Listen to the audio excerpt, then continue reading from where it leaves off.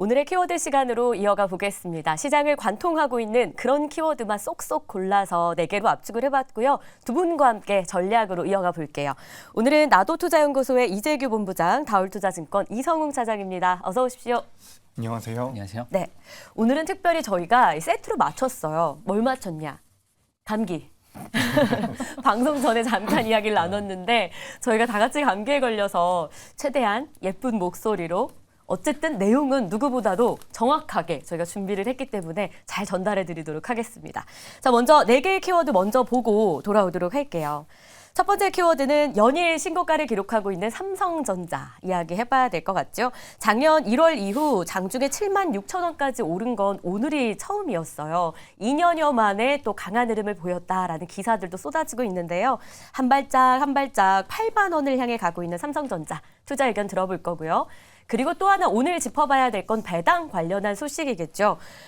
올해 배당 절차가 개선되면서 배당 기준일이 변경된 금융사들도 꽤 되긴 하는데요. 그래도 일단 기준으로는 오늘까지 매수를 해야 됩니다.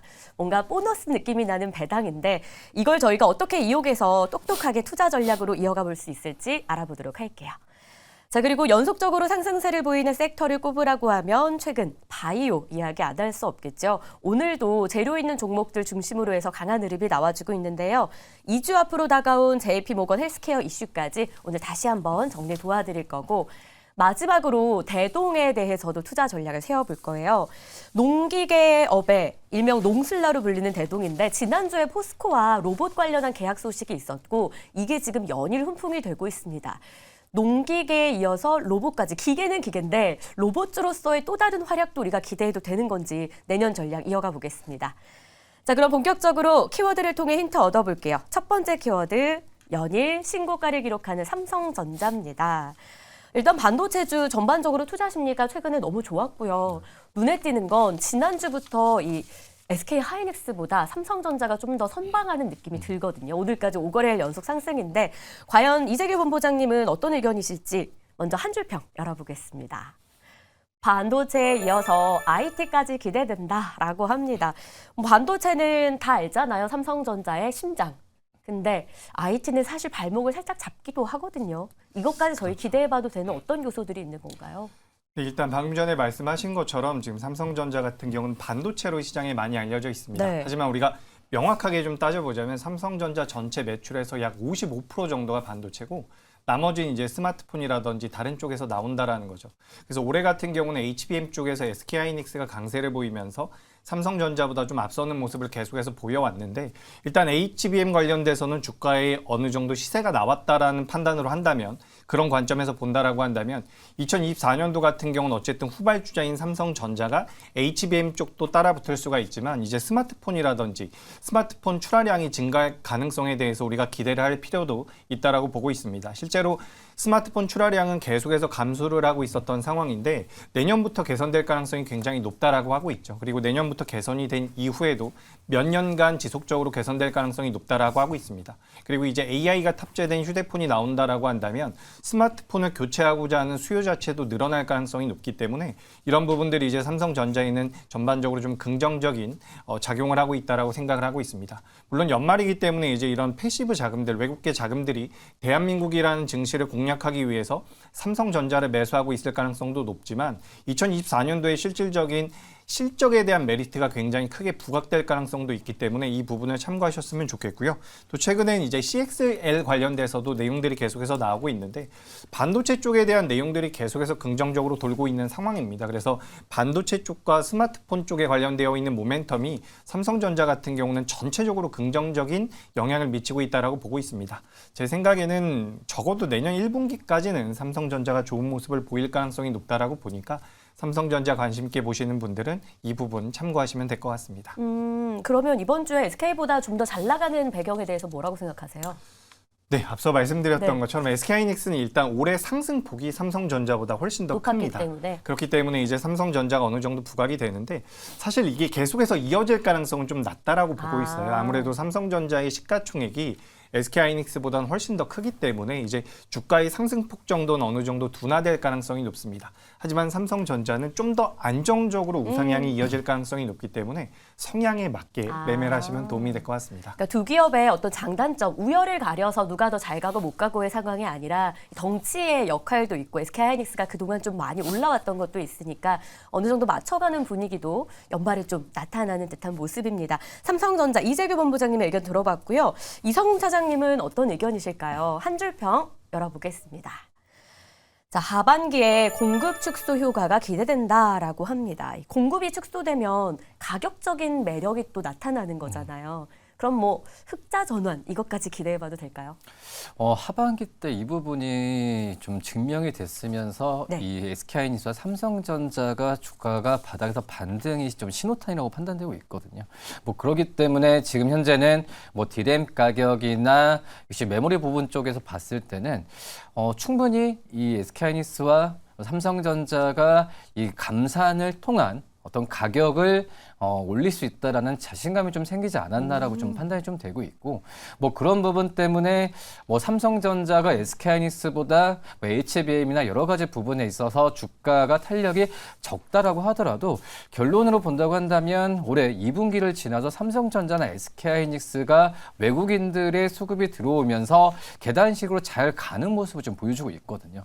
뭐 삼성전자도 SK하이닉스와 이런 비교적인 측면에서 좀 늦었다고 하더라도 결국은 외국인들의 수급이 다른 섹터들에서 많이 들어왔던 게 사실이고, 그리고 좀 삼성전자는 1월 17일 얼마 안 남았죠. 언팩 행사를 지금 가지는데 뭐 그만큼 지금은 SK하이닉스보다 삼성전자 쪽에서 이 관심이 좀 더 있는 건 사실이라고 좀 볼 수 있겠고요. 또 골드만삭스가 목표 주가가 상승했잖아요.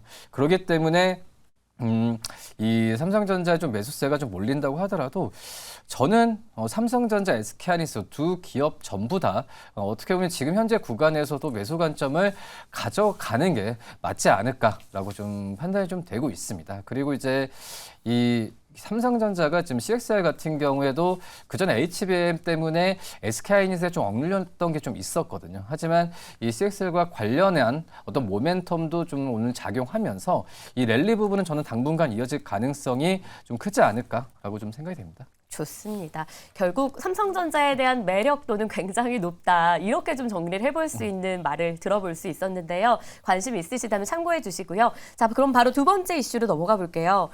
배당. 마지막 날입니다. 배당 매력이 있는 종목들도 있고요. 이 배당을 이용해서 또 투자를 확대해 내가 수익도 극대화할 수 있는 그런 방법들도 있을 겁니다. 어떤 투자 전략이 올해는 똑똑한 방법일까요? 두 분께 한번 의견을 여쭤보도록 할게요. 자, 먼저 이재규 본부장님의 한 줄 평 챙겨보겠습니다. 배당 관련해서 이재규 본부장님은 중소형주에 관심을 갖자라고 해주셨는데 배당, 중소형주 어떤 연관고리가 있을까요? 네, 이게 배당이기 때문에 중소형주에 관심을 갖자 이런 의미보다는 네. 지금 이제 배당 관련되어 있는 모멘텀들은 거의 끝났다라고 생각을 하고 있습니다. 그렇다라고 한다면 12월 말부터 1월 달까지 시장에서 부각될 만한 종목들을 공략할 필요가 있다라고 네. 생각을 하는데, 그런 관점에서 봤을 땐 중소형주들이 좀 더 탄력적인 모습을 보여왔었기 때문에 이번에도 비슷한 흐름이 나올 가능성이 높다라고 보고 있습니다. 그래서 지금 이제 12월 달 같은 경우도 이제 12월 1일부터 20일까지 우리나라 반도체 수출도 늘어났다라는 부분들, 그리고 2024년도에 반도체 시장의 업황 개선에 대한 기대감들, 이런 것들을 우리가 전체적으로 고려해 봤을 때 시장 흐름은 굉장히 긍정적일 수 있다라고 보고 있습니다. 물론 하반기가 되면 모르겠죠. 근데 적어도 1분기까지는 저는 긍정적으로 보고 있는데, 그 와중에 이제 주가의 이런 수익률 게임적인 측면에서 봤을 때는 저는 중소형주들이 좀 더 유리할 가능성이 높다라고 보고 있습니다. 그렇기 때문에 이제 내일은 배당락이라고 해서 배당락이 진행되고 나서 그 과정에서 이제 주가가 많이 밀리는 기업들 같은 경우는 2024년도에 실적이 기대되는 반도체라든지 뭐 제약바이오 쪽에서도 실적이 개선되는 기업들, 그리고 자동차 쪽도 괜찮을 거라고 생각을 하고 있고요. 이렇게 내일 낙폭이 좀 크게 나오는 중소형주들을 내일 공략해 보신다면 연초까지는 그래도 좋은 수익이 나올 가능성이 높다라고 보고 있으니까 이 부분을 참고하셨으면 좋겠습니다. 배당주에 대한 투자 전략, 그러니까 배당하고 중소형주의 연관성에 있다기보다도 이 배당 1을 기준으로 해서 우리가 노려볼 만한 그런 쪽이 조금 더 작은 섹터들, 특히나 배당락을 기준으로 해서 많이 하락을 했을 때 실적 뒷받침되는 기업이라면 투자해볼 만한 가치가 있다라고 조언을 주셨습니다. 사실 이성우 차장님도 거의 흡사한 조언을 주시지 않을까 싶어요. 제가 한 줄 평을 미리 봤는데 그렇죠? 내용이 네. 약간 일맥상통합니다. 열어볼게요. 배당락 이후 매수 전략 필요하다. 하락을 예상하십니까? 그죠. 그 전에 본다고 하더라도 배당락의 어떠한 그 하락폭이 좀 더 컸던 게 좀 있었어요. 수익률보다. 그렇기 때문에 지금 현재 그 금리가 뭐 고금리가 유지되고 있긴 하지만 금리 하락에 대한 내년에 좀 전망이 많잖아요. 뭐 그렇기 때문에 약간 좀 안정적인 투자를 하시려는 분들이 이 고배당주에 대한 관심을 노리면서 좀 매수를 하겠지만 뭐 실질적으로 본다고 했을 때 이 고배당주에 대한 매력 같은 경우는 오히려 지금 뭐 수급적인 측면에서 등락폭을 좀 크게 하면서 이 배당락의 어떤 하락세에 대한 부분이 더 클 수도 있거든요. 뭐 그렇기 때문에 이 고배당주에 대한 매수를 해야 된다. 물론 이제 좋은 방법일 수도 있겠지만 결국은 배당을 많이 준다는 부분은 이 올해도 좋았었고 또 내년에 대한 이 실적에 대한 기대감들이 이 기업들의 자신감이 있다는 거거든요.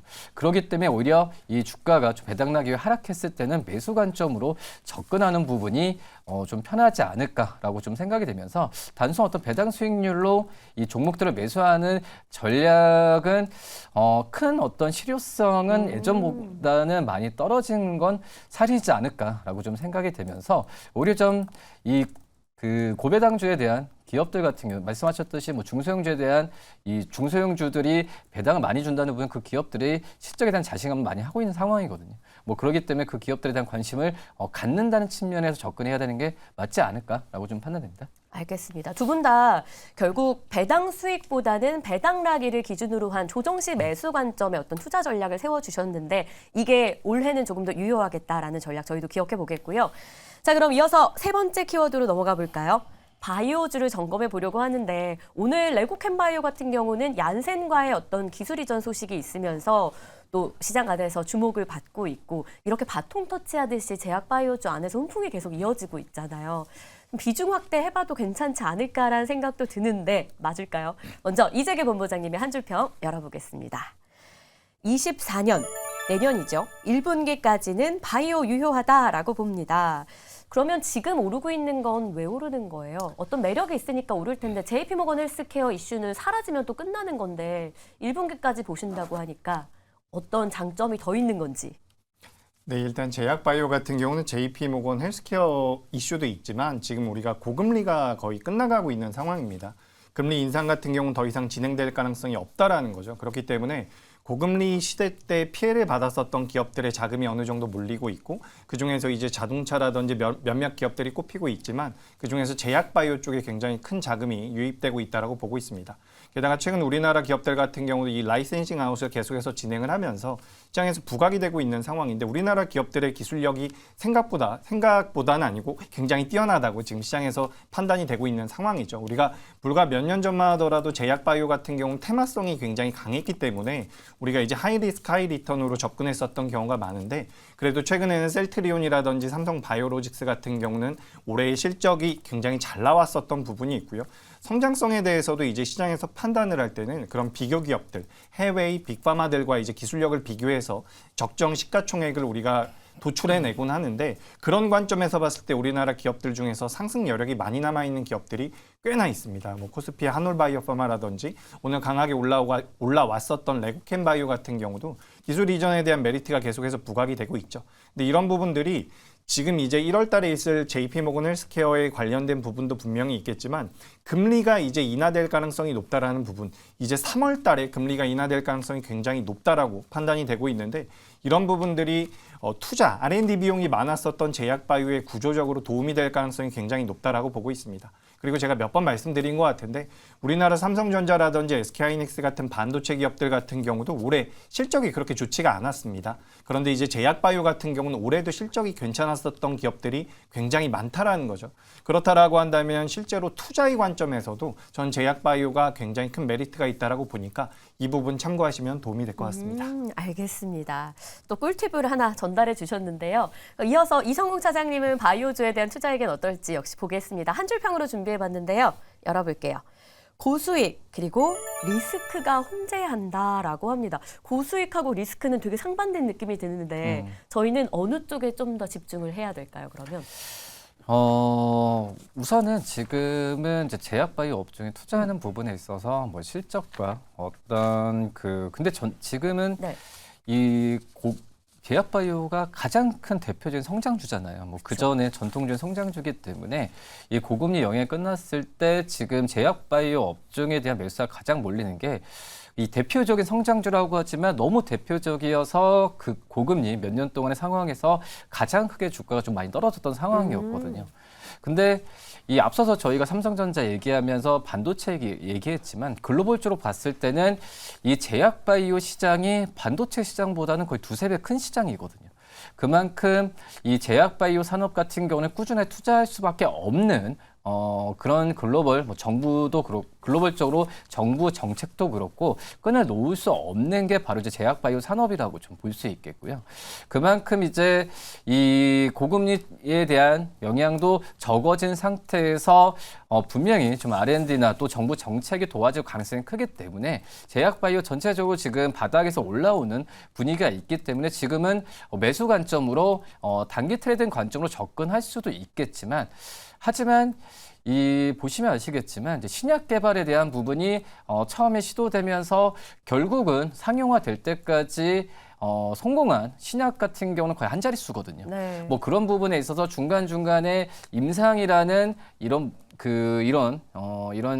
이벤트에 주가 많이 오르고 있긴 하지만 또 오히려 임상에 대한 부분이 또 잘못됐을 때는 또 주가 크게 하락하는 게 바로 제약바이오 업종의 가장 큰 장점이자 또 어떻게 보면은 이 단점일 수 있기 때문에 그런 기업들에 대한 부분을 조심하면서 들어가야 되는 게 맞다라고 좀 생각이 되고 있고요. 뭐 그렇기 때문에 저는 제약바이오 업종은 이 뭐 CMO 사업을 유지하는 이런 삼성바이오로직스나 아니면 전통적으로 이 실적에 대한 부분이 꾸준하게 잡히고 있는 뭐 셀트리온 그룹주들을 안전하게 투자하는 전략도 괜찮지 않을까라고 좀 생각이 되고 있고요. 또 이제 투자 환경이 좋아지면은 좋아질 수 있겠지만 또 유상증자나 이런 부분 이런 얘기 이슈가 나올 수 있거든요. 네. 뭐 그런 기업들은 좀 조심해야 될 필요가 있지 않을까 이렇게 판단됩니다. 좀 저희가 눈여겨봐야 될 안전한 투자처도 골라주셨고요. 조심해야 될 이슈들도 챙겨주셨으니까 제약바이오주 앞으로도 좀 강한 흐름이 이어질 것이란 전망이 사실 좀 많아요. 여러분들 참고하시면서 주의할 건 꼭 주의해 주시면 좋을 것 같습니다. 자, 마지막 이슈로 넘어가 볼게요. 대동이 계속 달리고 있습니다. 언제 멈출까라는 꼭 이렇게 달리기를 하기 시작하면 이거 언제까지 갑니까? 라는 질문이 가장 많이 나오는 것 같아요. 이재규 본부장님 한 줄 평부터 한번 보겠습니다. 다재다능한 대동인데요. 대동그룹주 매력적이다라고 합니다. 어떤 부분이 가장 매력적인 걸까요? 그룹사 안에서도 또 기업들이 좀 있잖아요. 그렇죠. 지금 대동그룹 같은 경우는 제가 지난주에도 방송에서 한번 말씀을 드렸는데 네.